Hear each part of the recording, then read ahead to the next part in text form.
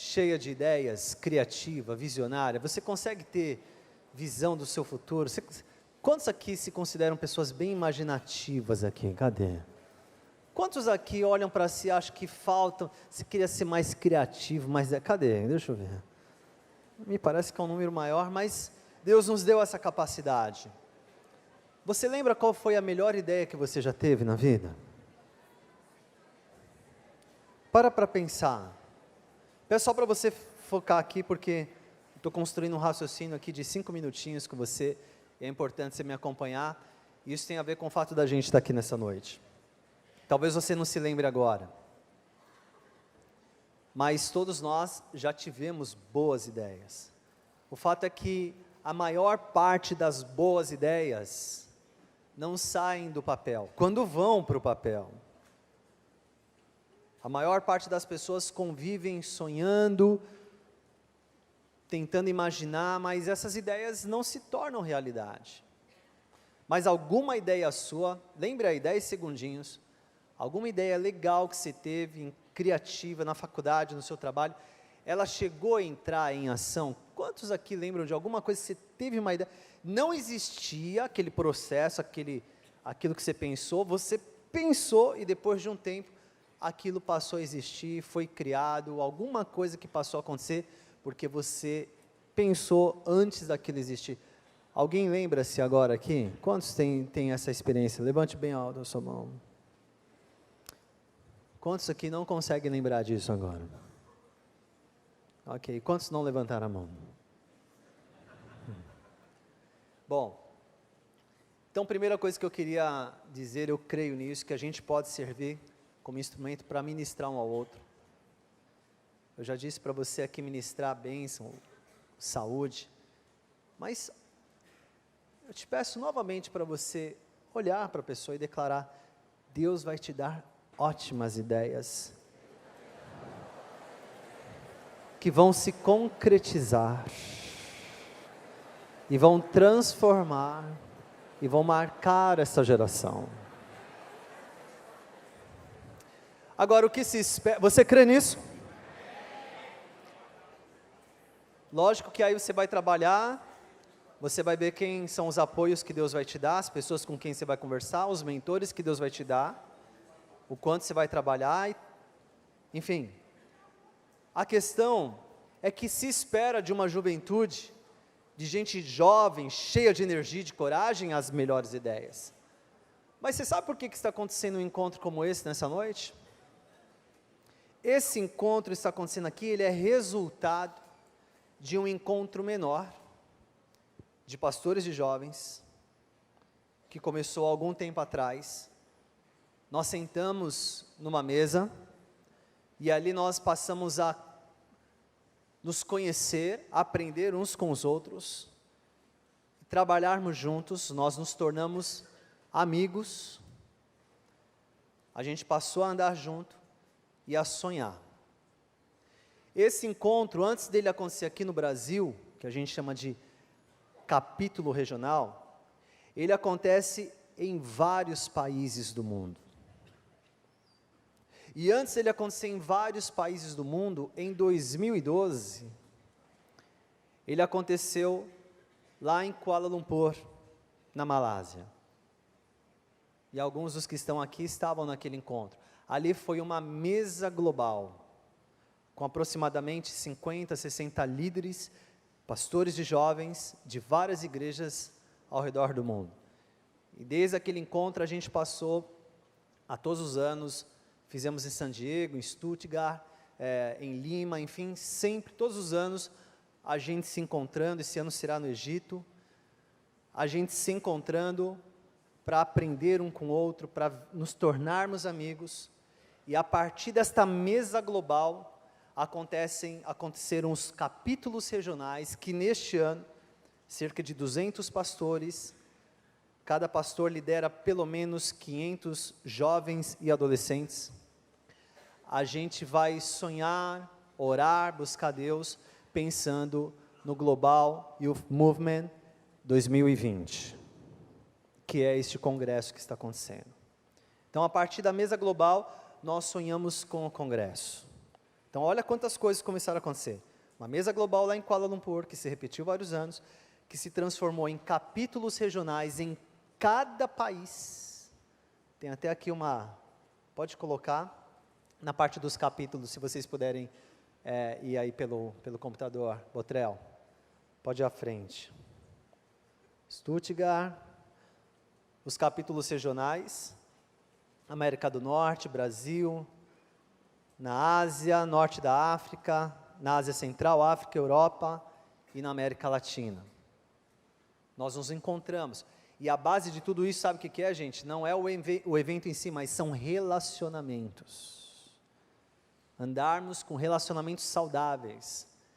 E aí, começaram a acontecer os congressos, que acontecem de forma continental. Então, deixa eu ver se está aqui, olha, os congressos continentais. O Brasil, todos eles, toda a África, Ásia e Pacífico, Norte da África e os países ali do Golfo, América do Norte, América Latina, e o Brasil por causa da dimensão continental que o Brasil tem, que é este congresso que está acontecendo. E a partir desses congressos, aconteceu o ano passado, um congresso global que se repetirá a cada 3 anos. O ano passado aconteceu na Guatemala, e acho que tem imagens aqui, tem um vídeo, vamos colocar só para você conferir. Tivemos 6.000 participantes, líderes de 55 nações, e eu já vou chegar lá.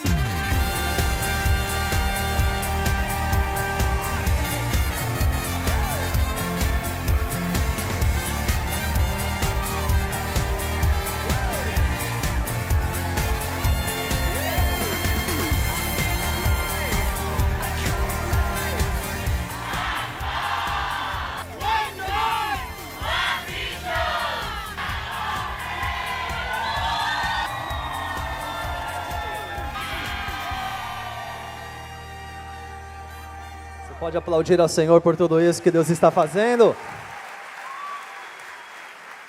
Essa One Conference, One God, One Church, One Mission. E a próxima vai ser em 2021, em Pretória, na África do Sul. E nós estamos trabalhando, queridos. E por que eu historiei como que uma coisa foi levando a outra? Tudo com base nos relacionamentos, de amor, de serviço. A gente gosta de estar junto. Viramos amigos. Você fica feliz por tudo isso? Esse é um trabalho onde Jesus está sendo exaltado, não tem estrelas, não tem pessoas mais importantes que as outras, nós amamos estar juntos e servirmos uns aos outros. Agora, sabe como que nasceu tudo isso? Através de uma ideia, por isso que eu perguntei se você tem uma ideia. Normalmente se esperam as melhores ideias de gente jovem, mas foi um senhor, de uns mais ou menos, Martinho, 60 e poucos anos, Doutor Elias Dantas, que o Senhor usou. Eu queria aplaudir ao Senhor pela vida deste homem. Aplauda bem forte ao Senhor pela vida deste. Doutor Elias Dantas tem sido um homem inspirador, onde na verdade o grande dom que Deus tem a ele é acreditar nas pessoas. Então, ele nos inspira. Apesar de você olhar, se ele tivesse aqui, ele teve um problema de saúde, ele fez uma cirurgia no rim, vai precisar fazer uma outra cirurgia agora, na próxima quarta-feira, mas eu falei com ele essa semana, ele disse, ora por mim, Diniz, porque eu estou muito entusiasmado, imagina tudo que Deus está fazendo na história da fé cristã. Um homem que você poderia pensar que está se aposentando, ele está crendo, está super encorajado. Eu queria então neste momento orar por ele, e na nossa oração, a gente, embora nós oramos aqui no primeiro dia, Martim orou, mas orarmos uns pelos outros, porque às vezes a gente, depois de ouvir tanta coisa boa aqui, tanta riqueza espiritual, a gente não correu o risco de enterrar tudo, de sermos pegos pela nossa rotina do dia a dia, amanhã ser domingo, daqui a pouco segunda-feira, e a gente fazer mais do mesmo, esperando a próxima conferência. No nome de Jesus, isso não vai acontecer. Dê a mão para o pessoal do seu lado, neste momento, e ore pela One Conference, ore pelo encontro, pela mesa global que vai ter com líderes no mês de novembro. Eu sei que você não guardou todas as datas, não é isso o propósito, mas é você saber que existe algo acontecendo, que tem gente orando, que tem gente tendo ideias para que tudo isso aconteça, e que de alguma forma Deus possa nos unir ainda mais. Obrigado, Senhor, pelo Global Kingdom Network Partnership. Essa iniciativa que nasceu no teu coração, foi derramada no coração do pastor Elias Dantas, e isso caiu no nosso coração, e hoje o que está acontecendo aqui, é fruto desta ideia que o Senhor deu a ele. Nós honramos isso, e pedimos que o Senhor faça isso conosco também, dá-nos criatividade, ideias celestiais, que vão transformar a agenda das pessoas, e vão apontá-las para tudo aquilo que o Senhor tem para elas. Elas vão descobrir suas identidades e destinos em Cristo Jesus. Nós oramos mais uma vez que o Senhor recupere, renove as forças do Dr. Elias. Obrigado pela vida dele, pelo instrumento de bênção que ele é na nossa vida, e que todos aqui, desde aquele que está bem familiarizado com o GKPN, até aquele que chegou hoje, que nem sabia o que é, possa se alegrar por fazer parte de um trabalho que visa a unidade, que visa apoio mútuo, que visa servirmos uns aos outros. Em nome de Jesus, amém. Vamos aplaudir mais uma vez bem forte ao Senhor. Está preparado para aquilo que você vai ouvir agora? Cadê o Theo? Theo, onde você está? Vamos receber aqui Theo Hayashi, que nessa noite vai inspirar o nosso coração. Eu lembro quando eu comecei a falar, Deus, eu quero me mover em curas. Me conecta. Eu falava, o meu sonho era viajar com Reinhard Bonnke, aquele alemão que viajava para a África e fazia as coisas de milagres. Eu falava, Deus, me conecta com Reinhard Bonnke. E você falou assim para mim, você não merece se conectar com Reinhard Bonnke, porque tem um skate park perto de onde você está e as pessoas estão se contundindo. Por que você não vai lá e ora pelos enfermos lá? Eu ficava lá sentado com dois amigos meus, a gente ficava falando, música, cai. Os moleques lá no skate, eu tô aqui, cara, deixa eu orar com você, cara, o que está acontecendo? Sabe, às vezes a gente está um preconceito. Quando que o meu ministério vai começar? Quando que vai começar o mover de Deus? O mover de Deus está aqui, na tua frente.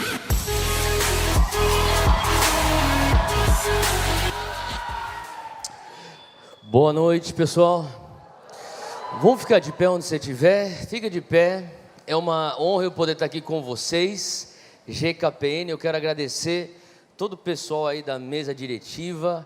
São amigos queridos meus, o Diniz, o Madaleno, o Léo, enfim, tem tantas pessoas que eu amo que estão envolvidas nesse movimento, e eu sou muito privilegiado de estar compartilhando a palavra com vocês hoje. Eu queria só, eu sei que a gente já orou, mas nunca orar é demais, não é verdade? Então a gente vai orar mais uma vez. E aí, feche teus olhos onde você estiver, erga suas mãos para o alto, repita comigo: Senhor Deus, bem forte, Senhor Espírito Santo, eis-me aqui, nessa noite, eu te dou total liberdade, traz o teu alinhamento, aquilo que o Senhor quiser fazer, eu estou aberto. Agora toma alguns segundos com tuas próprias palavras e começa a falar para Ele que Ele tem permissão para fazer o que Ele quer fazer em você. Aonde você estiver, seja espontâneo, comece a falar: Pai, eu estou aberto, faz, Senhor, aquilo que o Senhor quiser fazer. Espírito Santo, nós dependemos de Ti hoje à noite.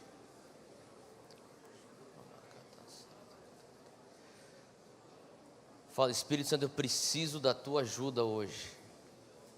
Ao voltar para a minha igreja e estar liderando o que eu vou liderar, eu preciso da Tua ajuda. Segunda-feira no trabalho, na faculdade, eu preciso da Tua ajuda. Tu que és o nosso paracletos, o nosso ajudador, ajuda-nos hoje. Abre tua boca, continua. Se você ora em línguas, começa a fluir no Espírito onde você estiver agora. Abre tua boca, começa a fluir no Espírito. Se você não ora em línguas, ora o Pai Nosso, faz alguma coisa, mas não fica parado. Você não veio escutar uma palavra, a gente veio pressionar algo do céu sobre a nossa vida, amém?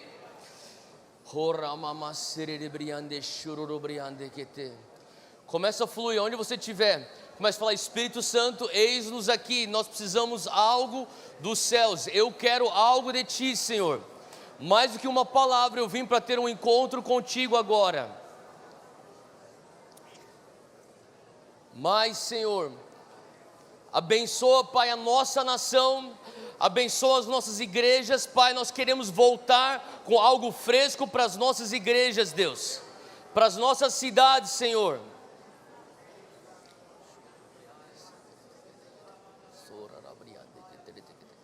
Põe tua mão no teu coração, repita comigo: Senhor, me ensina a Te amar, renova em mim o primeiro amor, para que eu venha amar o meu próximo como a mim mesmo. Nessa noite, toca a minha vida, renova minha mente, transforma o meu ser. Se você orou isso com fé, dá uma salva de palmas para Jesus onde você estiver.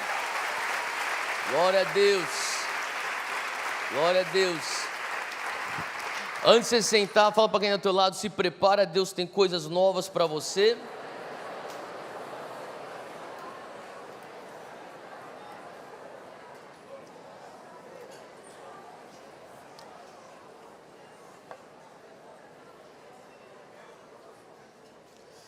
Hoje eu tenho uma palavra que eu quero compartilhar com vocês, só que antes eu quero só falar rapidamente. Eu trouxe alguns dos nossos livros, o Next Level, que é o primeiro livro que eu lancei, e diz assim, fala comigo: Next Level. Diz assim: o próximo, fala para quem é do teu lado: eu declaro sobre a tua vida que o teu próximo nível vai começar no final da sua zona de conforto. Quem está disposto a sair da zona de conforto hoje? Então eu trouxe Next Level, vou compartilhar alguns conceitos hoje no meio da mensagem que tem a ver com esse livro. E também eu trouxe o meu segundo livro chamado Reino Inabalável, baseado em Hebreus 12, versículo 28, que nós carregamos um reino inabalável. Eu falo muito sobre o que é que significa você viver o reino de Deus na tua faculdade, onde você trabalha, na tua igreja. Quantos aqui entendem que o reino de Deus é grande demais para estar contido dentro das quatro paredes da igreja? Não é verdade? Eu realmente creio que se nós formos ver uma transformação, um avivamento que realmente vai deixar um legado nessa nação, o avivamento tem que sair para fora das quatro paredes da igreja. Se ficar contido dentro das quatro paredes da igreja, a gente não vai ter uma transformação genuína. E a transformação genuína começa quando a gente vê os sinais do reino entrando no mercado de trabalho. Então, eu falo muito sobre o que significa você viver o reino de Deus nas 7 esferas da sociedade. Está tudo aqui nesse livro. O que significa você ver transformação. Então, se você está com fome por essa mensagem, eu vou falar bastante sobre isso hoje também. Nós temos lá atrás, no final, você pode estar garantindo a tua cópia. Compra também para os teus amigos, para alguém, para abençoar alguém. E é isso que a gente está aí para dividir. Então, vira para quem está do teu lado e fala assim: que bom que você está do meu lado. Você é filho de Deus.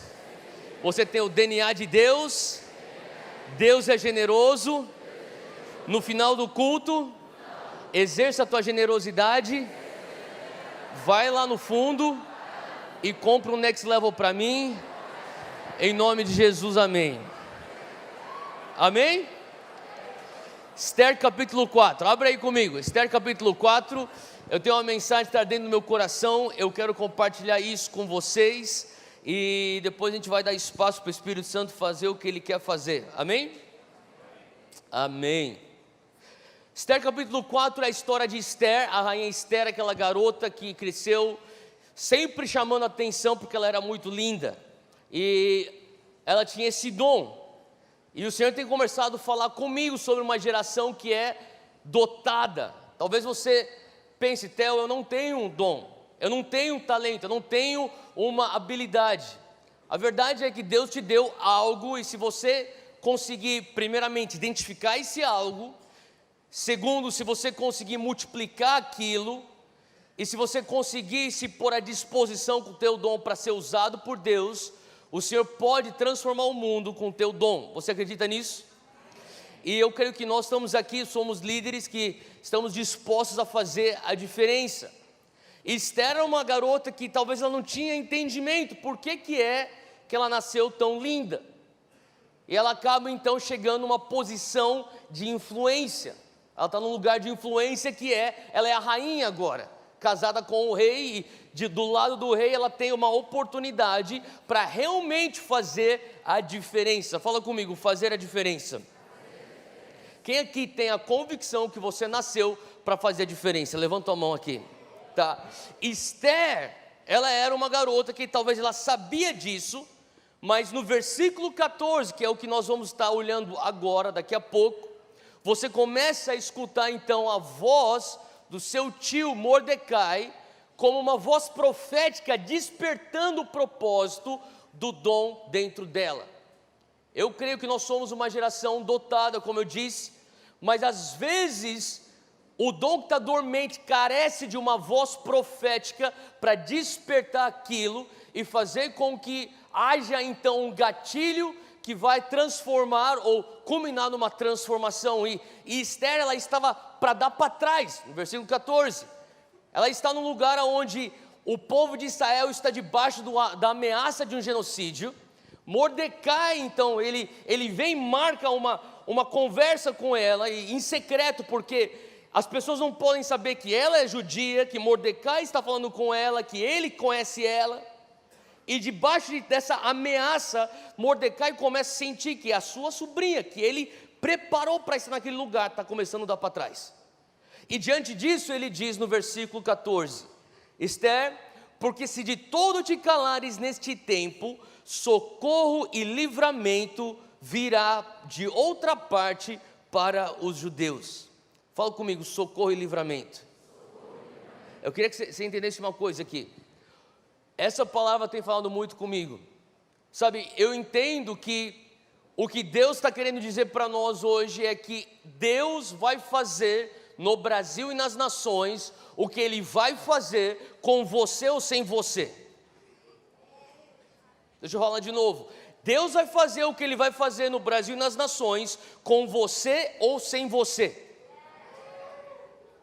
Ele diz assim: Esther, é o seguinte, se você continuar calada, socorro e livramento, Deus levanta de um outro lugar. Faz sentido? Eu realmente acredito que nós estamos vivendo tempos onde o Senhor está esperando o posicionamento da nossa parte. E nesse momento, Esther está diante de uma decisão a se tomar. Eu tenho que me posicionar ou eu posso ficar aqui no meu anonimato, no conforto do palácio? Eu vou ser salva, o povo vai sofrer, os meus primos vão morrer, meus tios vão morrer, todos os meus amigos que eu cresci na comunidade judaica vão morrer, mas pelo menos eu estou aqui salvo. E Mordecai falou: olha, espera aí, Esther, escuta o que eu estou te falando. Socorro e livramento virá de um outro lugar para aquele povo que é o escolhido de Deus, Israel. Agora, continua comigo nesse texto, ele diz: porém, tu e a casa de teu pai perecereis. Sabe, eu comecei a entender uma coisa aqui, a vontade de Deus corporativa e a vontade que Deus tem para mim como indivíduo. Deus está falando: você tem uma opção hoje, Theo, de se posicionar e dizer sim para aquilo que eu tenho para a tua vida como indivíduo, e de alguma maneira o teu chamado individual se encaixa num chamado corporativo, ou você não precisa dizer sim, mas independente do que você disser, socorro e livramento levam-se de algum outro lugar. Eu sei que sou um pouco direto o que eu estou falando, e eu quero que você entenda que a minha intenção hoje é que nós venhamos entender o momento e o tempo que nós estamos vivendo com sobriedade. Eu olho para a minha vida e eu tenho olhado para as pessoas ao meu redor. Vocês tiveram alguns líderes aqui falando nesse final de semana. Eu estava conversando com alguns deles a caminho daqui, no telefone, e eu sei que são amigos meus. Aqui a gente, que nem o Diniz disse, somos um grupo de amigos.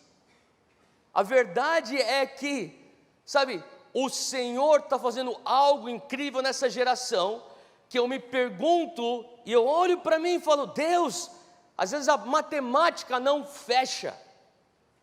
Como assim, Deus? Essas portas que estão se abrindo para mim e para os meus contemporâneos, Pai, eu não tenho como assim entender essa linha de raciocínio e a lógica disso. E eu tive um pensamento um tempo atrás que eu sinto que foi, eu não vou falar que foi Deus, mas um pensamento que pode ter sido Deus. Quem sabe, Theo, você está andando em unções e debaixo de mantos que não foram teu para o começo de conversa. Já parou para pensar nisso? Que quem sabe você está começando a andar hoje em acessos que nem eram teu para o começo de conversa. Esther está debaixo disso. Mordecai está falando: Esther, se você não quiser agarrar esse manto, se você não quiser agarrar esse propósito, esse chamado, não tem problema, Deus dá para outro. Eu tenho olhado para mim e falado assim: Deus, mas não faz sentido, Pai, eu me sinto tão desqualificado, eu me sinto tão inapto, eu me sinto tão limitado. Mas o Senhor fala comigo: você está simplesmente faminto, você está simplesmente disponível. E eu fico pensando: e se eu estiver andando em uma unção, em um manto que não era nem para ser meu no começo, mas alguém deixou passar e eu fui lá e eu peguei?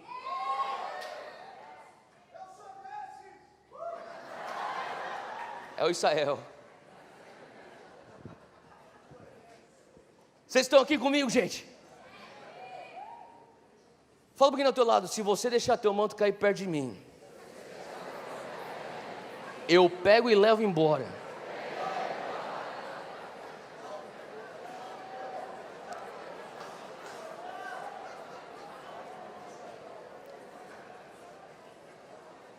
Mordecai termina a fala dele com um cutucar em Esther.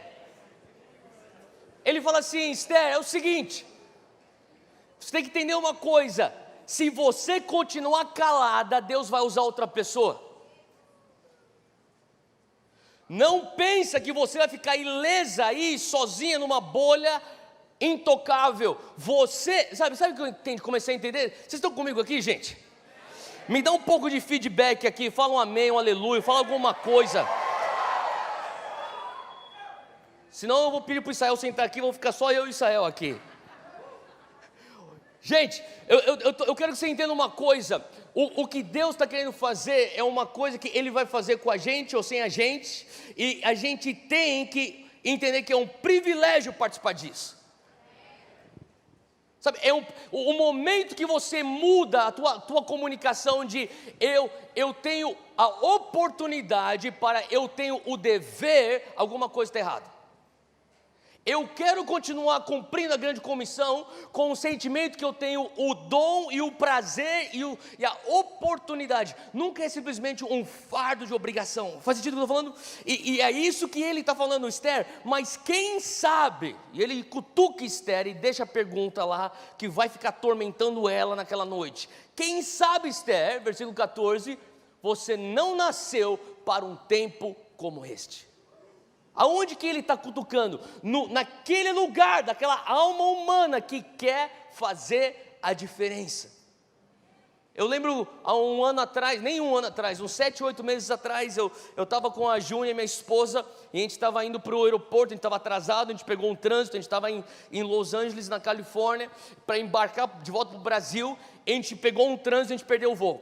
A gente perdeu o voo, estava chateado, depois de 1 hora eu consegui superar a minha decepção, e daí eu falei, bom, qual que é o próximo voo? Só amanhã. Então a gente ficou um dia inteiro lá, e falou, vamos descansar então, vamos pegar esse dia para ter nosso tempo junto. E a gente saiu, e ela falou assim, eu quero ir para um lugar bem diferente. A gente foi para um lugar lá em Los Angeles, chamado Venice Beach. Alguém já ouviu falar de Venice Beach? É onde tem todos os bandos de louco andando para lá e para cá. E eu estou lá em Venice Beach, e a gente está, na verdade, chegando perto do momento do dia seguinte, que a gente tinha que voltar para o aeroporto, para ver se a gente não perdia de novo o voo. Então eu estou um pouco noiado, porque eu não quero perder esse voo, pela segunda vez consecutiva. E a gente está atrasado, e de repente, a gente está andando rápido, para chegar no carro, para ir para o aeroporto, e pula, do nada, uma garota com o iPad na mão. Ela põe na minha frente e fala assim, oi, tudo bem? Você tem 2 minutinhos para salvar algumas crianças na África? Hã? Você tem 2 minutinhos para escutar o que eu tenho para falar? Você pode salvar crianças na África. Falei, você vai falar o quê? Não tenho 2 minutos para salvar crianças na África? Lógico, mesmo você atrasado pelo aeroporto, você fala, tudo bem, vai, fala para mim, o que é 2 minutos, vai. E ela começa a falar, ela começa a falar sobre uma ONG que ela está trabalhando, que ela está representando. Ela fala sobre esses poços que eles estão cavando, águas que eles estão purificando, e quantas pessoas são mortas por conta de água que não é filtrada. E ela começa a dar estatística, daí eu parei, calma aí. Falei assim, deixa eu falar uma coisa, você conhece tal ONG? Eu citei o nome de uma ONG. Ela falou assim, conheço. Bom, eu já apoio aquela ONG, eles fazem o mesmo trabalho que vocês. Ela falou assim, é verdade, na verdade essa ONG é a referência para nós. Falei, que bom. Então deixa eu só falar uma coisa, eu já dou dinheiro para eles, eu não vou dar dinheiro para a tua ONG, mas por favor, termina o que você tem para falar, porque eu tenho algumas perguntas para você depois. Então ela continuou falando mais talvez 1 minuto, e ela parou, ela falou assim, falei, legal o teu pitch, muito bom, agora eu quero fazer algumas perguntas para você. Eu já te falei que eu não vou te dar dinheiro. Tá bom, então o que você quer saber? Falou assim, quantos anos você tem? 26 anos de idade. Qual é o teu nome? Falou o nome dela. Você é de onde? Sou nascido e criado aqui. O que você faz na tua vida? Hoje eu só estudo. Você é cristã? Não. Qual é o teu background religioso? Algum católico, protestante? Nada de cristianismo? Não, nada. Meus pais são agnósticos. E você? Eu sou agnóstica. Então deixa eu te perguntar, por que você faz o que você está fazendo aqui? Você ganha para fazer isso? Você não, é um trabalho voluntário. Então por que você faz o que você está fazendo hoje, aqui? Ela ficou me olhando. Eu perguntei, você se sente culpada por você ter nascido na Califórnia e crescido aqui com tanto privilégio? Não. Certeza? Será que não é culpa que te motiva você estar aqui nessa rua com o iPad na mão tentando tirar dinheiro de mim? Ela ficou me olhando. Não é culpa, é um senso de responsabilidade. Falei, me explica mais então. Eu acho que eu nasci num lugar que tem privilégios, e eu estou num momento, num tempo com tecnologia, e o mínimo que eu posso fazer é ser responsável na minha posição, porque no fundo eu quero fazer a diferença. Eu olhei para uma menina agnóstica falando daquele jeito, eu falei assim, Deus, essa coisa de querer fazer a diferença, deixa eu falar uma coisa, você não precisa nem do Espírito Santo para ter isso. Deus já te fez como ser humano com esse instinto de querer fazer a diferença. Mordecai capitaliza em cima disso. Ele chega e fala assim, Esther, quem sabe você não nasceu para um tempo, fala comigo, tempo. Tempo como esse. Vira para quem do teu lado e fala assim, é tempo de fazermos a diferença. Abre aí comigo em 1 Crônicas, capítulo 12. 1 Crônicas, capítulo 12, existe aqui uma lista dos guerreiros de Davi. Davi, um líder militar, todos nós conhecemos, Davi era um homem de sangue, e daí em 1 Crônicas, capítulo 12, ele vai pela lista dos seus guerreiros, e quando ele chega no versículo 32, ele diz sobre os filhos de Issacar, são os da tribo de Issacar. Ele fala assim: os da tribo de Issacar, esses guerreiros, 200 chefes com seus parentes, e todos eles, eu estou lendo aqui da versão NVT, entendiam bem, fala comigo, entendimento, os acontecimentos daquele tempo, e sabiam qual era o melhor caminho para Israel seguir. Eu quero que você entenda uma coisa, aqui ele descreve os filhos de Issacar como aqueles que têm entendimento dos tempos. Fala comigo, discernimento. Você tem que discernir aquilo que Deus está fazendo hoje no Brasil e nas nações. E ele fala assim, olha, porque eles entendiam bem os tempos, eles sabiam qual era o melhor caminho para Israel seguir. Fala comigo, plano de ação.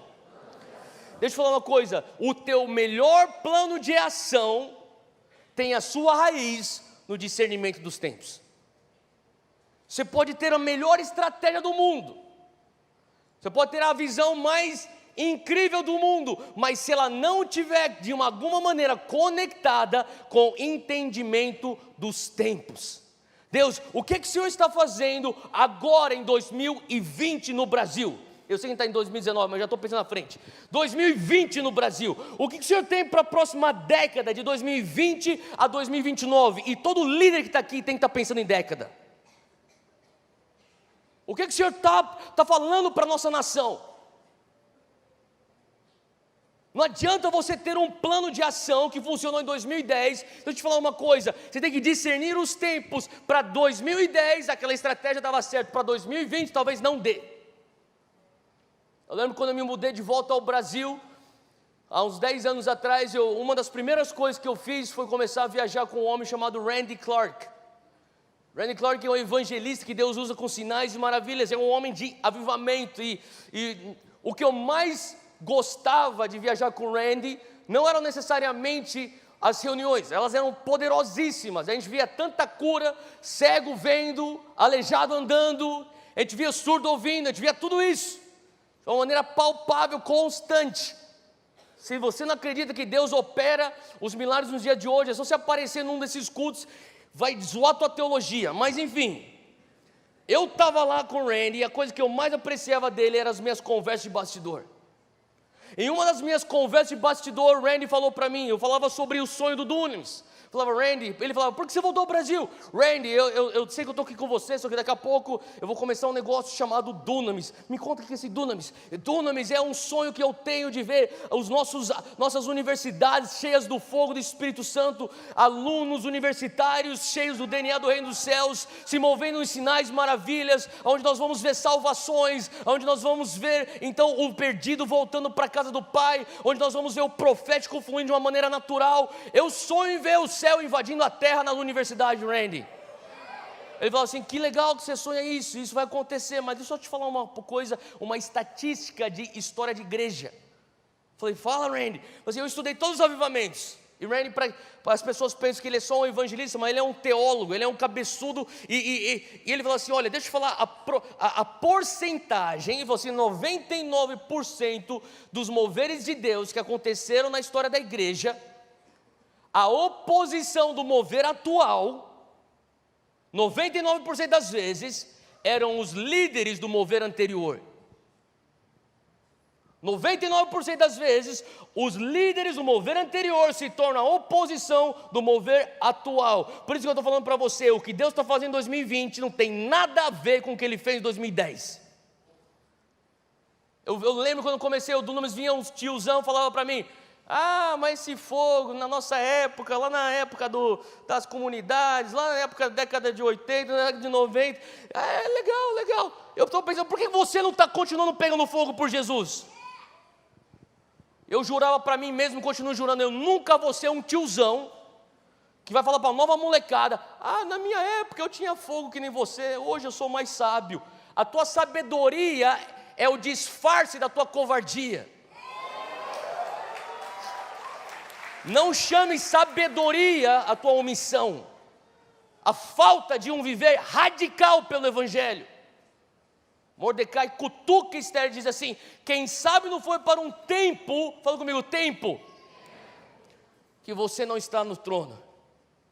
Issacar era aquela tribo que gerava filhos, que tinham os olhos de discernimento para lerem os tempos. O que Deus está fazendo hoje na nação? Não é à toa que nós temos o presidente que nós temos, você concordando com ele ou não. Eu não estou aqui para falar de política, mas eu vou falar para você de fatos. Os fatos são que a probabilidade daquele homem estar lá em Brasília era praticamente zero. Então você, no mínimo, mesmo sendo contra o governo dele, deve perguntar a Deus por que ele está lá. Pergunte a Deus, já que você crê em Deus e Ele é soberano, por que o Senhor permite esse homem, com tantas coisas contra ele, estar onde ele está hoje? Será que tem a ver com o que Deus está fazendo na igreja? Eu te digo, sim, tem a ver. Será que o que está acontecendo na economia do Brasil tem a ver com o que Deus está fazendo na igreja? Tem a ver com aquilo que Ele vai fazer na igreja. Se você for ver, analisar a história da igreja, você vê que aquilo que acontece no cenário socioeconômico tem a ver e afeta diretamente aquilo que acontece dentro da igreja. E quando a gente começa a olhar e falar, Deus, o que o Senhor está fazendo nesse tempo na nação? Eu falo que nunca antes, e eu tenho conversado com pessoas muito mais velhas do que eu, tenho buscado conselhos com pastores que estão no ministério há 40 anos e mais do que 40 anos, e eles falam, Theo, nunca antes na história da nossa nação nós temos tantos céus abertos, uma juventude tão incendiada pelo Evangelho, pessoas que estão buscando o mover do Espírito Santo. Nunca antes nós tivemos o crescimento de igreja que nós estamos experimentando, e a pergunta que nós temos que fazer é, por quê? Por que você hoje está no Brasil como um crente, um cristão, experimentando esse embalo? Talvez você pense, Theo, mas que embalo? Deixa eu te falar, isso aqui não é normal, gente. O que está acontecendo aqui no Rio de Janeiro, em São Paulo, no Sul, no Norte, Nordeste, em todos os 4 cantos do Brasil, não é normal. Isso é bom, isso é ruim. Eu falava semana passada com um jovem de 19 anos de idade, está fazendo uma mobilização muito grande. Eu falo assim, meu irmão, sabe qual é o teu maior perigo? Eu falo, qual que é? É que tem tanto embalo de Deus sobre a nossa nação e sobre aquilo que você está fazendo, que você pode pregar heresia e nego vem para o altar para se converter. E você não analisa se tem alguma coisa que eu preciso melhorar, porque você está vendo o altar está cheio, o altar está cheio, o altar está cheio, e você não está entendendo que tem a ver com uma coisa que é maior do que o teu ministério, é algo sobre os céus da nação. Faz sentido o que eu estou falando, gente? E o que eu creio é que Deus está querendo falar sobre, sabe, esse tempo que nós estamos vivendo como nação, é o discernimento disso. E eu estava há 3 semanas atrás no Canadá ministrando, eu fui pregar numa igreja em Ottawa, capital, e o pastor de lá é um amigo meu, o nome dele é Sean. Eu falava, Sean, estava conversando sábado à noite, antes dos cultos de domingo, estávamos jantando, e daí ele me deixou no hotel e falou assim, Theo, amanhã, quando você for pregar lá na igreja, nos nossos cultos, se o Espírito Santo te der uma palavra profética, libera sobre a igreja, a gente está aberto. Falei, amém, eu quero escutar de Deus, se eu tiver, eu entrego. Se eu não tiver, não vou entregar, não vou inventar, mas eu entrego se eu tiver. Domingo de manhã, eu orei sábado à noite, não recebi nada. Domingo de manhã, acordei, não tinha nada. Falei, Deus, tem alguma coisa? Se tiver, eu entrego, se não tiver, eu não vou entregar nada. A caminho da igreja, eu estava entrando na igreja, eu recebi uma palavra. A palavra era totalmente não ortodoxa, não convencional. Eu guardei no meu coração e durante o louvor inteiro eu estou pensando, cara, que viagem. Alguém já recebeu de Deus alguma coisa assim? Você está tipo, mano, que viagem, é coisa da minha cabeça. Alguém já passou por isso? Me veio uma imagem do pôster de um filme chamado Chasing Mavericks. Alguém já ouviu falar desse filme?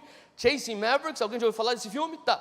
É um filme de um ator chamado Gerald Butler. Alguém conhece esse ator?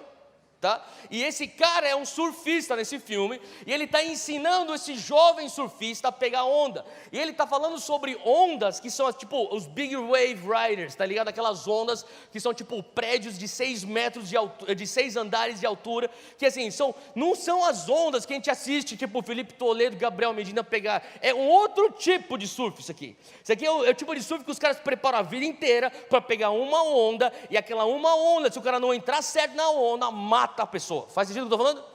Olha só, essa foto que eu quero mostrar para você é lá da praia de Mavericks. Você está vendo esse tamanho dessa onda? Se a gente puser, isso, obrigado. Olha o tamanho dessa onda. Essa foto foi tirada lá em Mavericks, na costa da Califórnia, perto de São Francisco. Eu não conheço esse surfista, eu não sei nem o nome desse surfista, mas uma coisa eu posso te garantir, que esse surfista está morrendo de medo. Sim? E você estaria morrendo de medo se estivesse nessa posição onde ele está aqui. Eu peguei essa palavra, Chasing Mavericks, essa foto foi tirada em Mavericks. Eu cheguei no altar, no púlpito, eu comecei a palavra e eu falei assim: pastor, a gente teve aquela conversa ontem à noite, eu estava em oração, não recebi nada, mas hoje quando eu entrei aqui, eu sinto de Deus que eu recebi uma palavra. E eu fui dar aquele passo de fé, eu falei: a palavra de Deus para você é Chasing Mavericks. E quando eu falei Chasing Mavericks, ele falou: uau! Falei, isso é um bom sinal, acertei alguma coisa. Eu falei, faz sentido isso para você? Ele falou assim, oh meu Deus, e todo mundo começou, meu Deus, tipo, Chasing Mavericks. Agora, o que eu não sabia é que esse pastor, eu sabia que ele é um fisiculturista, e a competição dele foi no sábado, no dia antes desse domingo que eu estava lá, só que o domingo anterior, a 6 dias da competição, ele foi pregar no último domingo antes da competição. Ele falou assim para a congregação: pessoal, olhem por mim, eu não consumo açúcar há 4 meses, meu corpo só quer açúcar, porque ele está deixando ficar sem gordura nenhuma para a competição de fisiculturismo. E ele falou assim: meu Deus, a única coisa, tipo quando Davi fala sobre a água de Belém, ele fala assim: a única coisa que eu gostaria era donuts do coffee shop, que é um café local lá de Ottawa, chamado Mavericks. Daí a galera, ele quer isso. O que eles fizeram naquele domingo que eu trouxe aquela palavra? Eles trouxeram uma caixa de donuts do Mavericks. Daí quando eu falei Chasing Mavericks, os caras levantaram a caixa. Meu Deus, olha a caixa do Donuts Mavericks.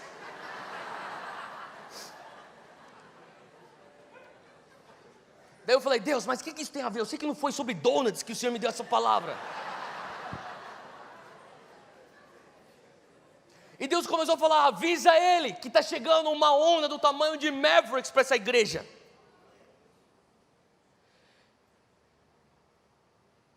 E ele falou uma coisa que você precisa entender aqui, ó. Se você sabe inglês, você vai entender. Se você não souber, eu vou explicar. Vem cá. Ele falou assim para mim: às vezes eu me sinto que eu estou bored, B-O-R-E-D, entediado em inglês. E o Senhor falou para mim, fala para ele não está bored, ele está sentado no seu surfboard. Deixa eu falar uma coisa, alguns de vocês estão passando por uma coisa que parece que é um tédio, mas na verdade você está só esperando a onda do Espírito Santo.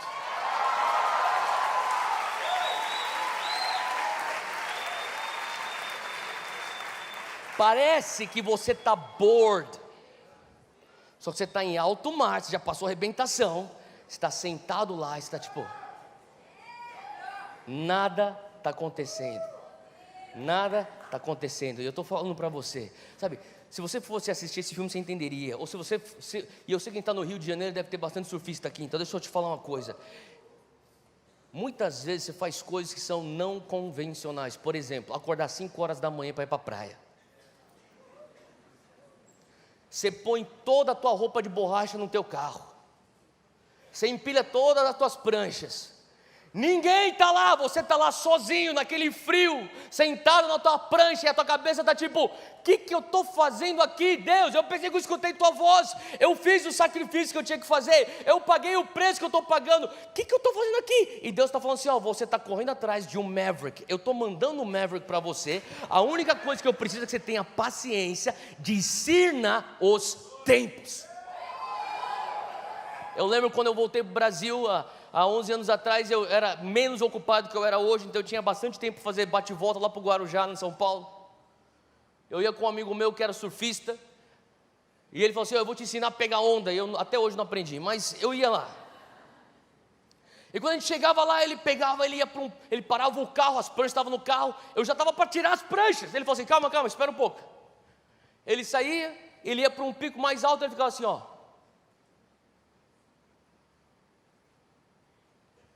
entra no carro, a gente vai para lá que tem uma direitinha para lá. Falei, meu irmão, eu só quero entrar na água, cara. Eu acordei às 5 horas da manhã, deixa eu entrar na água.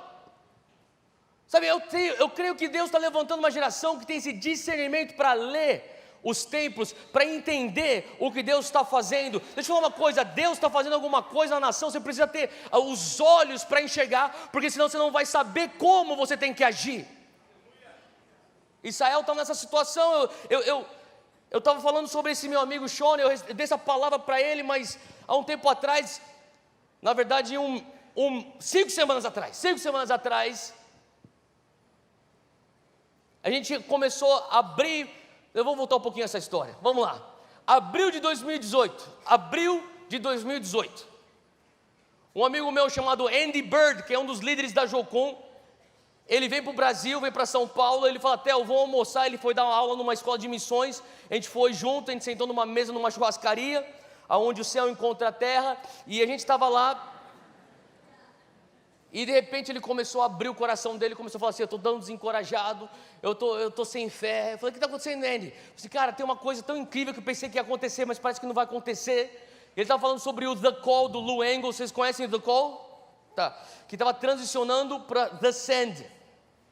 E o Lou Engle passou para mim esse negócio chamado The Call, falou que é para ser The Send, só que daí as coisas que eram para acontecer não estão acontecendo legalmente, enfim, uma série de questões financeiras e legais estavam emperradas. Eu senti o Espírito Santo falar para mim, só estende sua mão e ora por ele. Eu falei, Deus, mas a gente está no meio da churrascaria. E o Senhor falou assim, não, ora por ele.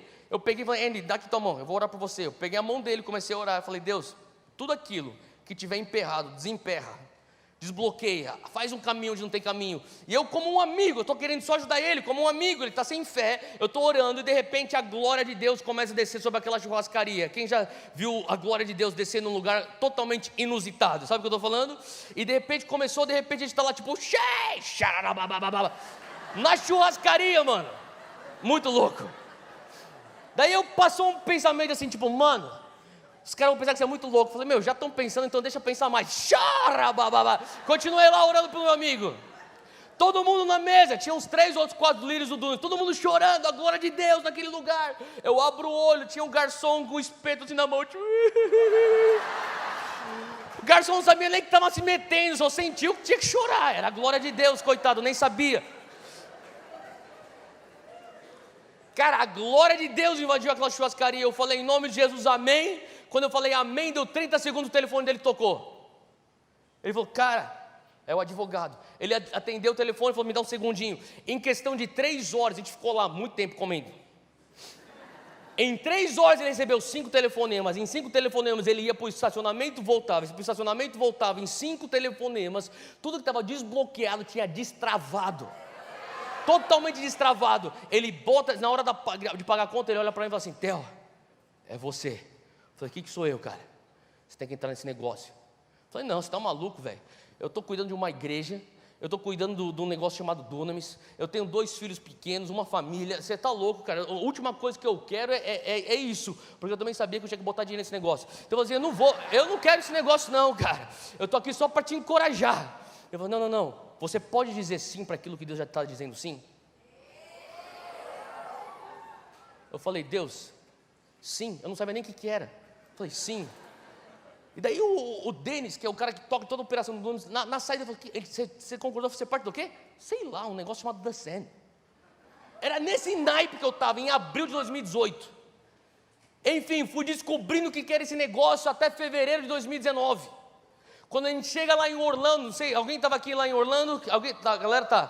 Quando a gente chega lá em Orlando, em fevereiro de 2019, aquele estádio lotado de 60 mil jovens, clamando por um derramar de Deus, nessa mobilização para o cumprimento da grande comissão. Cara, era tanta, eu pisei o pé no palco e comecei a ver camisa da seleção, seleção. Falei, caraca, eu estou no Brasil ou estou na Flórida, cara? Daí eu descobri que é a mesma coisa. Daí, enfim... Daí eu tô lá e tipo, era tanta, quem esteve lá sabe o que eu estou falando, era tanta a presença de Deus naquele estádio, os céus rasgados, especialmente no momento onde os brasileiros estão liderando a adoração, era tanta presença de Deus. Eu lembro que no dia seguinte a gente se reuniu para discutir o que é próximo, a liderança do Viceno, o que é, e agora, e depois disso? E daí tem algumas pessoas que estão falando assim, tal lugar. Todo mundo tinha uma opinião. E de repente o Lou Engle chega e ele fala assim: nós todos podemos concordar que ontem não seria ontem se não fossem os brasileiros no estádio. E nisso todo mundo olha para mim. E o Andy fala: Theo, você quer ser o próximo? E eu ia falar: não. Mas eu senti o Senhor falando assim: olha, se você não se levantar, socorro e livramento vai vir de um outro lugar. Eu falei: eu nunca me conheci não ser fominha. Então, me dá. É a gente. E a gente vê a pergunta, então, qual estádio?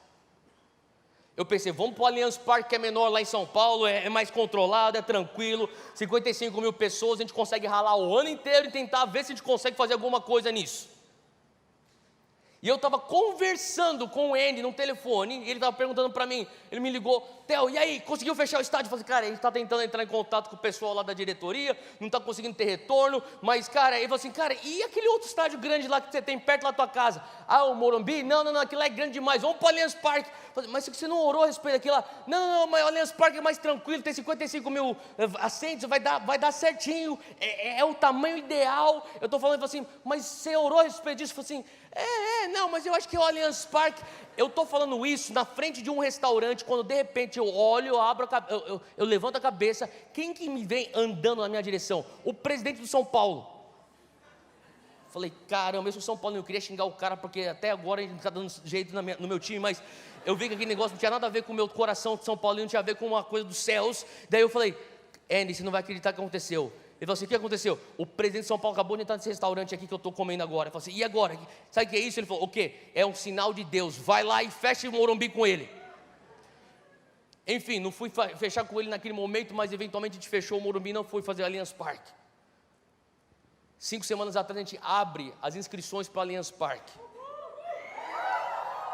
Allianz Parque não, Morumbi. Em 5 horas e meia, todo o estádio do Morumbi está esgotado.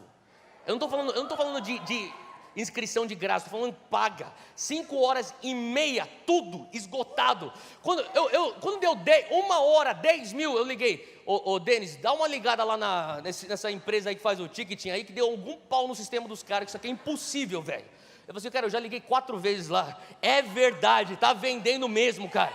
Eu falei: cara, não é possível isso, cara. E, enfim, eu estou no meio desse negócio, 5 horas e meia, a diretoria do Morumbi liga para a gente e fala assim: vocês têm noção do que aconteceu? Eu falei: o que aconteceu? Vocês acabaram de bater o recorde de esgotamento do Morumbi. Eu falei: calma aí. Eu falei: qual que era o recorde antes da gente? Ele falou assim: era 6 horas e o U2 e Coldplay, vocês bateram com 5 horas e meia. Quando eu escutei aquilo, eu sabia: tem alguma coisa que Deus está fazendo. E alguém falaria: duh. Mas demorou isso para eu entender que Deus está fazendo alguma coisa. O maior choque foi quando eu fui descobrir que tinham milhares e milhares de pessoas na lista de espera. Daí eu falei: Andy, o que a gente faz, cara? A gente lotou um estádio, está cheio de gente para fora. Eu lembro que o Andy catou e me ligou depois de um tempo e falou assim: ó, o Lauren Cunningham, fundador da Jocum, tem uma mensagem para você. Ele pediu para entregar para você, porque eles estavam todos no encontro juntos lá no Egito. Falei: qual que é? O Lauren falou: quando você esgota o Morumbi em 5 horas e meia, é porque as coisas estão fora do controle. Sim. Se as coisas estão fora do controle, não ouse você meter tua mão numa coisa que é de Deus e é soberana. Deixa Deus fazer o que tem que fazer. Sabe, muitos de nós, a gente tenta construir uma coisa e falar: Deus, põe tua bênção dentro disso. Quando Deus na verdade está falando: reconheça onde eu estou agindo e construa a tua estrutura ao redor daquilo. Falei: Deus, o que seria nós construirmos uma estrutura ao redor disso? A gente sentiu: cara, por que não vai para o segundo estádio? A gente foi para o nosso segundo estádio aí no Allianz Parque. Alguns de vocês estão a par do que está acontecendo. Ele praticamente esgotou e tem gente de fora.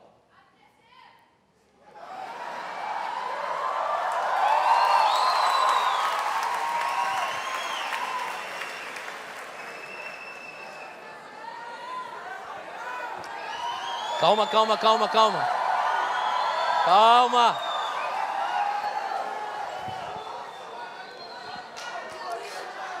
Calma aí. Calma. Depois a gente ora por vocês. A gente faz a fila da libertação daqui aqui, ó.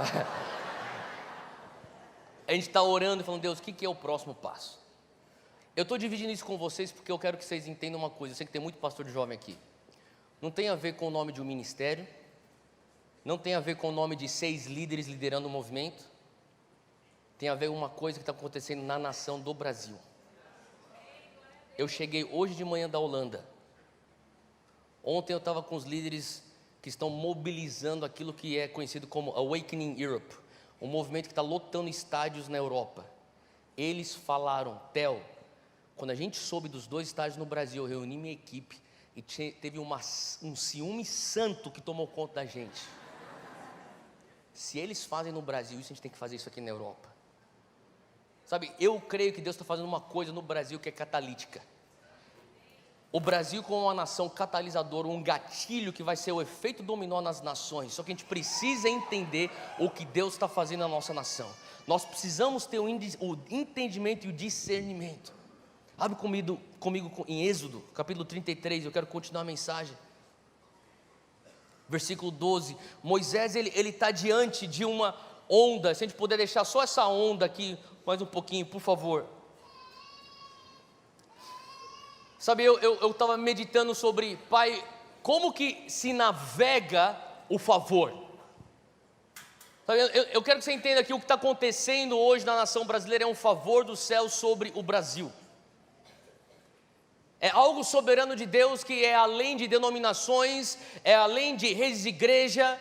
Eu não tenho nada contra denominações, não tenho nada contra placas de igreja, mas é além de grandes nomes, grandes ministérios, é algo que é soberano, é do Pai sobre a nossa nação. E eu consigo enxergar isso como se fosse uma onda desse tamanho. E o Senhor começou a falar comigo, quando você está navegando, quando você está surfando uma onda desse tamanho, a única coisa que te interessa é posicionamento. Eu só preciso que você esteja posicionado da maneira correta. Sabe, muitos de nós fomos treinados desde pequeno a pensar que nós temos que lutar por um romper. Economiza porque vai fazer falta. Estuda e dá duro, senão você não vai ter oportunidade na vida. Quando a oportunidade bater na tua frente, é melhor você tomar posse disso aí. A gente luta, tem que lutar, é a sobrevivência, é a luta do sobrevivente. Sabe, essa mentalidade que é correta de certa maneira, só que a pergunta é, nós nunca fomos treinados a saber o que fazer depois que o romper acontece. Então, o que acontece quando o romper está na porta?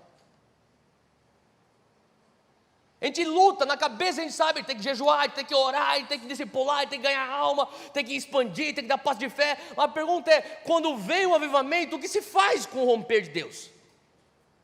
A gente se condicionou tanto a lutar pelo romper, que a gente também não teve tempo para pensar, Deus, como que nós nos portamos dentro de um romper?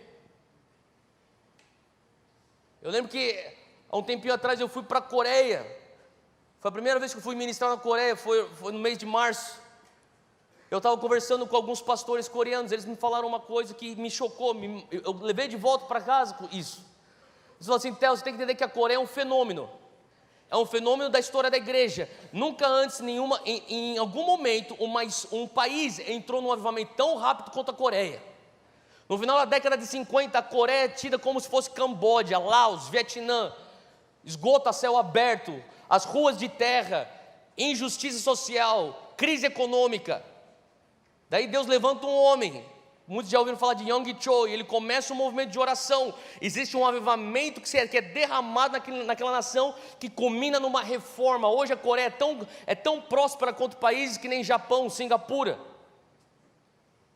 Só que ele falava assim, Theo, você tem que entender que hoje os jovens abaixo de 35 anos da Coreia, 2% apenas são evangélicos. É o país que mais rápido entrou no avivamento e mais rápido saiu. Eu voltei com isso para minha cabeça e falei assim, tá bom, você tá crendo por um avivamento no Brasil, mas o que garante que você vai ter isso? E uma vez que você tem, o que garante que você permanece nesse avivamento? Eu acho que Moisés sabia disso. Acho que Moisés também tinha uma onda de Mavericks como favor de Deus nas costas dele, quando ele começa a ver então o Mar Vermelho se abrindo, antes mesmo, as 10 pragas, existe um embalo espiritual do céu atrás de Moisés, ele tira aquele povo do Egito. Primeiro milagre grande, significante, o partir do Mar Vermelho. Depois você tem o pilar, a coluna de fogo à noite, a coluna de nuvem durante o dia, café da manhã que cai do céu, água que sai da rocha. O povo de Israel começou a experimentar os embalos do sobrenatural e de Deus. E daí diante disso, quando ele está prestes a entrar na terra prometida, no versículo 12 de Êxodo 33, Moisés diz: eis que tu me dizes, faze subir a este povo, porém não me fazes saber a quem has de enviar comigo. E o Senhor diz: conheço-te por teu nome, também achaste graça aos meus olhos. Fala comigo, graça. Moisés fala assim: Deus, o Senhor fala que eu tenho graça. Quando eu olho para essa onda, eu sou lembrado de graça. Quando eu vejo o que Deus está fazendo em todos os cantos do nosso Brasil, eu vejo graça. São inúmeros ajuntamentos que estão acontecendo nas ruas do nosso Brasil, seja em Brasília, aqui no Rio de Janeiro, eu sei lá em São Paulo, eu sei lá em Porto Alegre, lá no Sul, eu sei de coisas que estão acontecendo no Nordeste, pessoas fora das 4 paredes da igreja, ajuntamento de milhares de jovens que nunca conheceram Jesus, se entregando a Jesus, curas acontecendo. Não é mais aquele mover antigo de um homem ungido de Deus que faz curas no culto, é uma geração inteira, muitos deles leigos, se movendo no fluir, sinais, maravilhas, salvação, o perdido voltando para a casa do Pai. É graça, concorda comigo que é graça? É o favor de Deus sobre o Brasil. Moisés fala, o Senhor fala que eu encontrei graça aos teus olhos. Versículo 13, ele diz: agora pois, se é que eu encontrei graça aos teus olhos, eu te rogo, me faças conhecer o teu caminho, e assim te conhecerei, para que ache graça aos teus olhos, e atenta que esta nação é o teu povo. O que Moisés está falando é assim: olha, se eu tenho favor, se eu tenho graça, se eu tenho esse cheque em branco que significa graça, se eu tenho essa carta em branca que significa esse favor, essa onda, eu posso pedir uma coisa? Peça, Moisés, eu peço que eu venha conhecer os teus caminhos. Meus irmãos, eu creio que se nós formos realmente entender o que Deus está fazendo na nossa nação, e se nós quisermos de uma maneira sustentável fazer com que essa onda venha realmente nos levar para ver o reino de Deus sendo estabelecido no Brasil, e não uma onda que venha trazer uma destruição, tudo está dependendo dessa oração que Moisés faz: me faça conhecer os teus caminhos. E por que ele ora isso? Ele diz: me faça conhecer os teus caminhos, porque assim eu te conhecerei.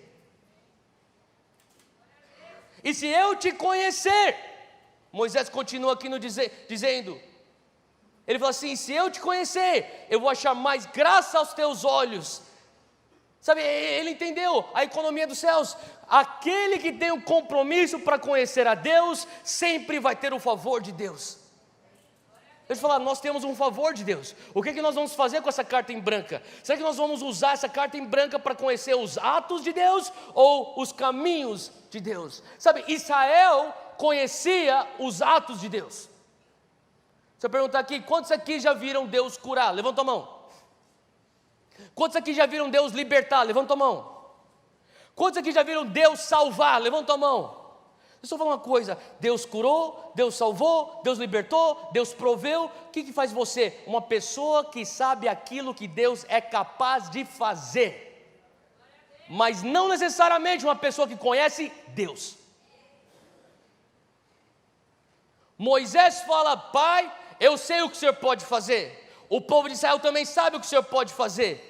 Nós estamos aqui anos no deserto vendo o que o Senhor pode fazer, mas se o Senhor quiser fazer eu subir para dentro daquele lugar, para a nossa Canaã, para a nossa terra prometida, não me faça subir daqui se eu não conhecer os teus caminhos, para eu te conhecer, porque o que adianta eu chegar na minha terra prometida e sem conhecer os teus caminhos não conseguir mantê-la comigo?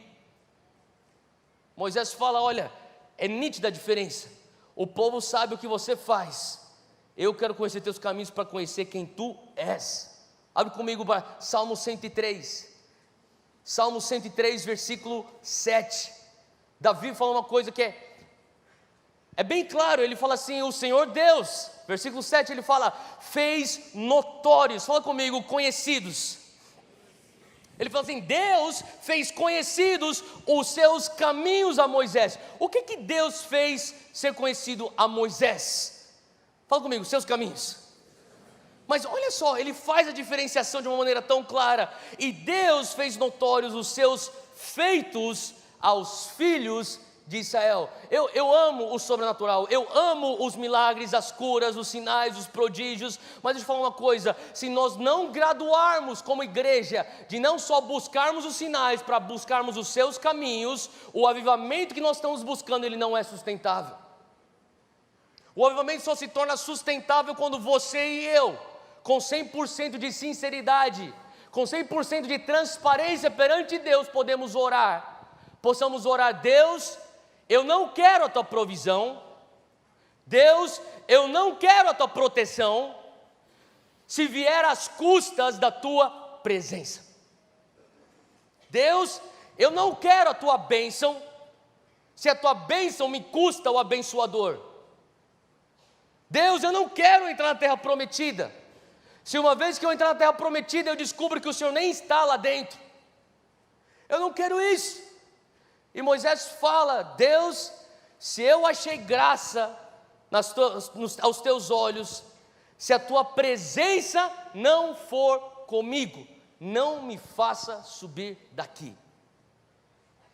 Cara, deixa eu só te falar de um português bem claro. Deus está expandindo, está aumentando a graça dele sobre o Brasil. Como que nós mantemos a graça dele sobre a nação? Conhecendo os seus caminhos.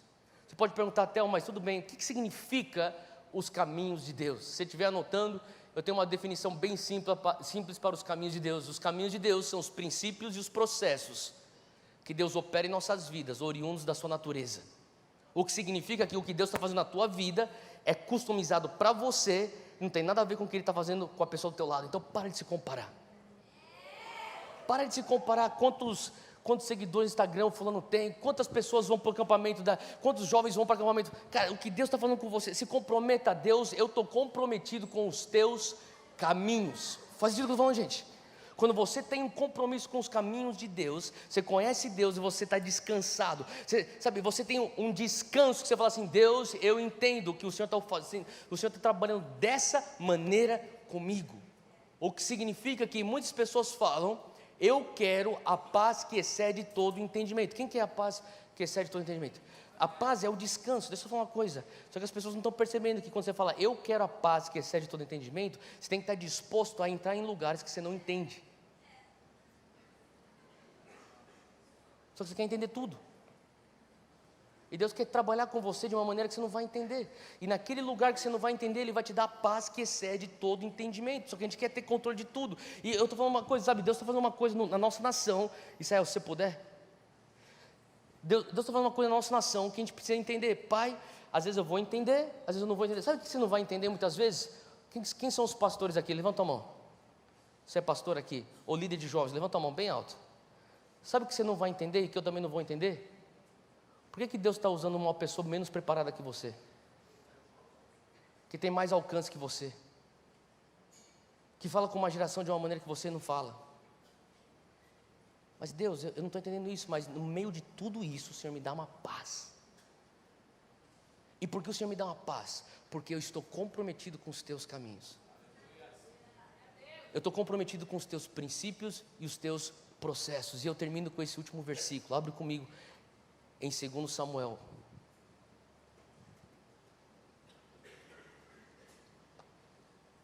Moisés tinha um apreço pela presença. Essa mesma presença que veio por conta do compromisso que ele tinha com os caminhos do Senhor, Davi também tinha. Diz aqui que eles puseram, 2 Samuel 6, só para você entender, Davi então assume o trono.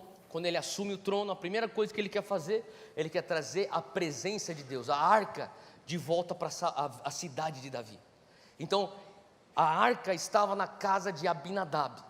Segundo Samuel 6, alguns vão falar que estava por 20 anos, outros teólogos vão dizer que estava lá por 40 anos, independente se é 20 ou 40 anos, ou seja, quanto tempo foi, é um bom tempo que essa arca estava dentro da casa de Abinadab, estava longe da cidade de Davi, do lugar que tinha que estar o tabernáculo.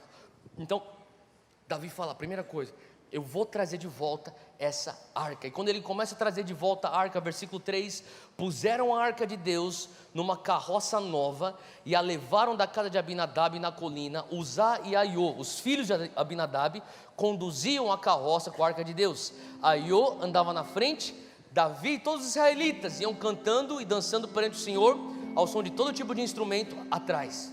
Quando eles chegaram, segue aí comigo, 2 Samuel 6,6. Quando eles chegaram na esquina de Nacon, Uzá esticou o braço e segurou a arca de Deus, porque os bois haviam tropeçado. E a ira do Senhor acendeu-se contra Uzá por seu ato de irreverência. Por isso Deus o feriu, e ele morreu ali mesmo, ao lado da arca de Deus. Olha, talvez você já conheça essa história, mas só para tentar pintar aqui direito, você entender o que está acontecendo. Uzá e Aiô, os filhos de Abinadab, são os responsáveis pela arca, e eles vão fazer o transporte da arca para a cidade de Davi, e Davi vai com a sua banda, eles estão louvando, adorando o Senhor. Aiô está na frente da carroça, Uzá está atrás da carroça, a arca está em cima da carroça, e tem muito louvor, tem muito barulho, tem muito som. Então imagina Davi lá junto com seus músicos, e de repente, Davi olha para trás, e essa palavra que diz que Deus feriu Uzá, se você pegar no grego original, significa basicamente Deus, ele causou uma explosão dentro de Uzá. É como se viesse um raio do céu, atingisse esse homem, e tipo todos os órgãos, sangue, tripa. Imagina a cena, chocante. De repente Davi olha aquilo, continua aqui comigo no versículo 8. Davi ficou contrariado, porque o Senhor em sua ira havia fulminado Uzá. Versículo 9, naquele dia Davi teve medo do Senhor e se perguntou, como que eu vou conseguir levar a arca do Senhor? A arca representa a presença. Davi olha para aquele homem que tinha boas intenções, que tocou na arca do Senhor. O cara ele não existe mais, só existe pedaço dele para tudo quanto é canto, sangue para tudo quanto é canto. Davi não sabe o que fazer, você está entendendo? E um segundo anterior a isso, ele está adorando a Deus. De repente ele olha aquilo, ele não entende mais nada. Ele olha, e a palavra fala que ele ficou contrariado. A verdade é que teve uma crise interna no coração de Davi, a tal ponto que ele fica com ira, ele fica com raiva, ele fica confuso, ele não sabe o que fazer. Ele começa a falar, Deus, mas como assim, cara? Coitado desse homem, ele não sabe o que fazer com isso. Versículo 10 diz assim que, por isso ele desistiu, Davi desiste de levar a presença do Senhor para a cidade de Davi. Em vez disso, ele leva para a casa de Obed-edom de Gate. Ele estaciona a arca, ele não sabe o que fazer. Ele fala assim, eu não tenho nem mais teologia para entender o que está acontecendo. Eu quero que você entenda uma coisa, você levar a arca da casa de Abinadab para dentro da cidade de Davi é uma onda de favor, é a graça de Deus. No meio da graça de Deus, Davi tem uma crise. Moisés está falando assim, nós estamos prestes a entrar na terra prometida. Antes de nós entrarmos com todo esse favor, com essa onda de favor que nós estamos experimentando, Pai, não me faça subir daqui se tua presença não vem comigo. Pai, eu quero que o Senhor entenda, eu estou comprometido com os teus caminhos. Você fala, nós temos que como igreja olhar além das obras, dos atos de Deus. Davi olha para o ato, ele olha, eu não estou entendendo esse ato de Deus. Deixa eu falar uma coisa, se você não consegue enxergar os caminhos de Deus, um dia os atos de Deus, talvez até agora está indo bem, mas em algum momento os atos de Deus vão fazer com que o teu coração fique contrariado. Deus, não estou entendendo, porque o Senhor curou meu tio, mas o Senhor não cura minha tia. Deus, eu não estou entendendo, porque esse meu amigo, que não é nem crente, recebeu a promoção, eu que sou um fiel dizimista não recebo a promoção, porque o teu cristianismo está ainda no nível de atos de Deus.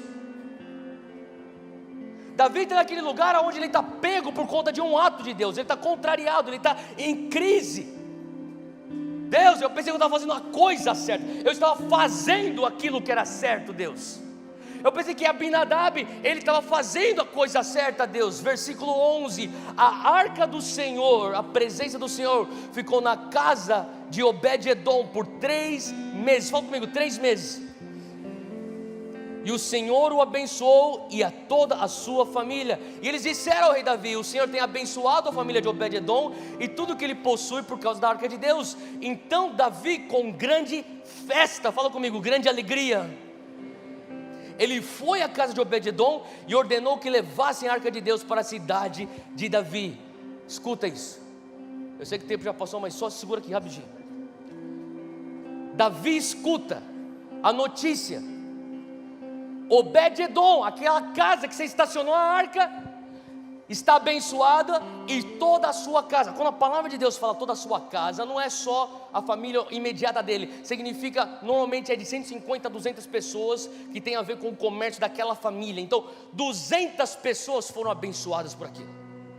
Quando Davi escuta, o coração dele se alegra. Por que o coração de Davi se alegra? É porque ele estava feliz por Obed-edom? Também, mas muito mais. Por que ele estava tão feliz? Porque dentro dele, por 3 meses, havia uma crise. Ele fala: finalmente, a crise se assentou no meu coração, eu saquei Deus. E ele se alegra, porque aquilo que ele mais amava, que era a presença de Deus, eu quero que você imagine Davi, aquilo que ele mais ama, a presença de Deus, mata um homem inocente. Aquilo põe ele numa crise. Ele estaciona a arca, a notícia chega, eles estão abençoados com a arca. Ele se alegra, porque ele sacou na hora: Deus, o problema nunca foi a tua presença, o problema nunca foi a onda do teu mover, o problema nunca foi o favor e a tua graça, o problema não foi a arca, o problema é como que você é um anfitrião da presença. Ele entende que tem alguma coisa aqui que não está batendo. 20, 40 anos, morte em Abinadab, 3 meses, bênção em Obed-edom. A arca era a mesma arca, mas por que para um leva bênção e para outro leva morte? Deixa eu te falar uma coisa: Deus te ama demais para te perder para o avivamento. Tem coisa que Deus está retendo na tua vida, porque Ele te ama demais para perder para a tua bênção.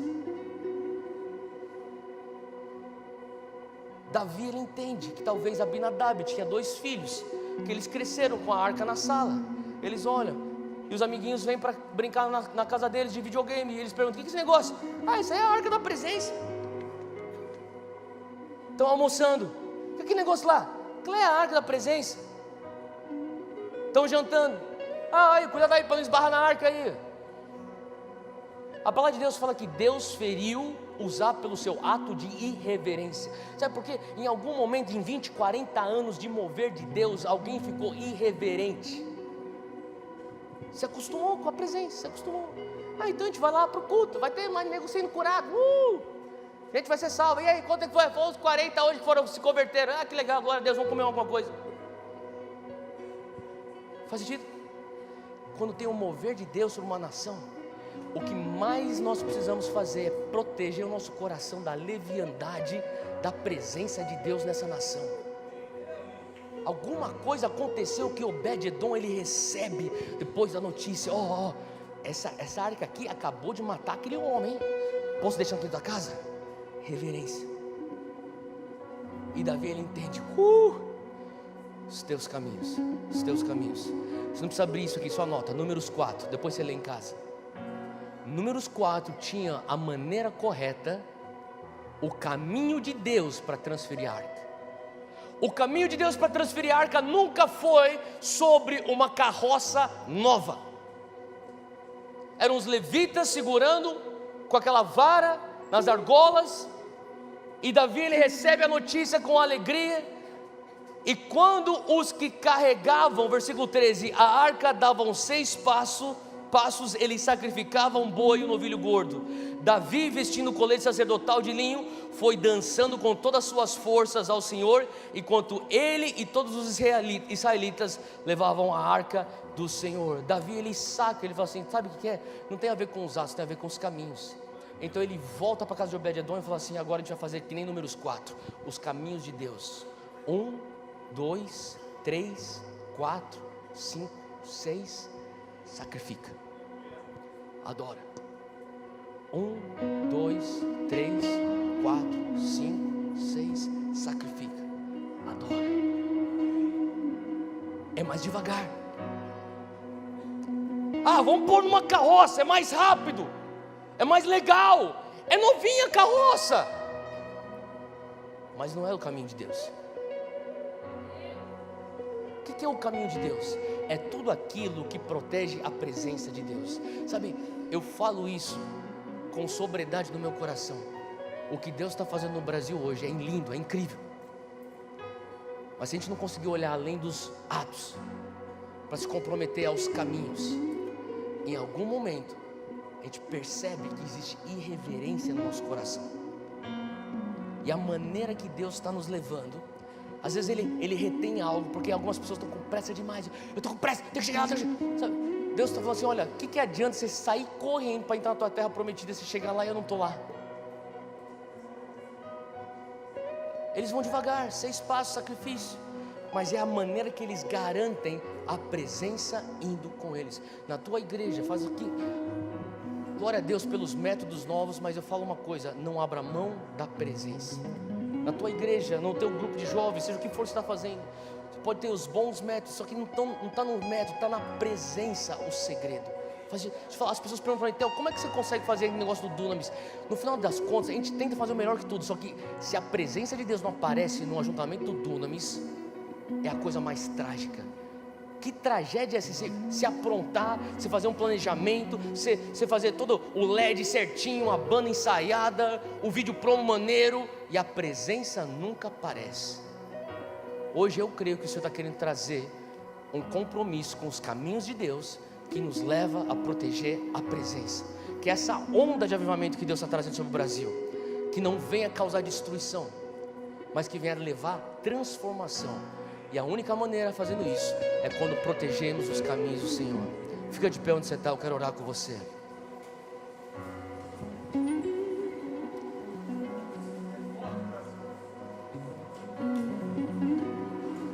Feche os teus olhos onde você está.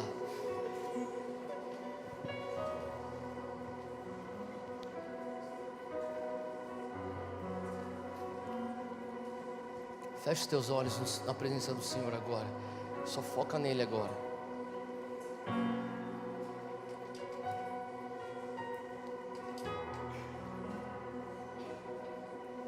Pai, eis-nos aqui, Pai.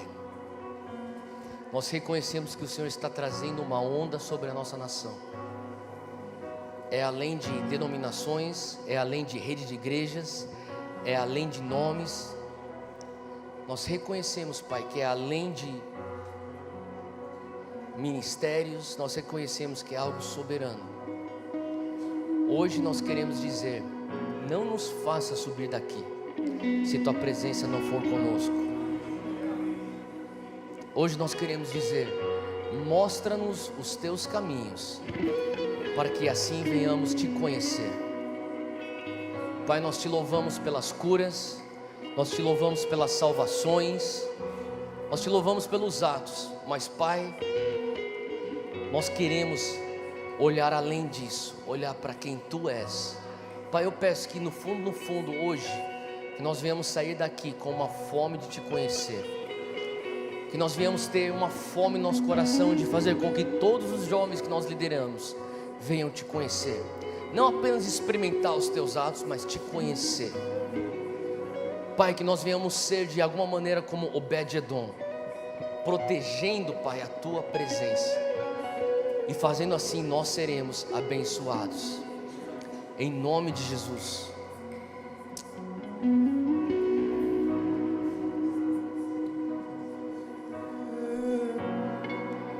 Quando o céu beijar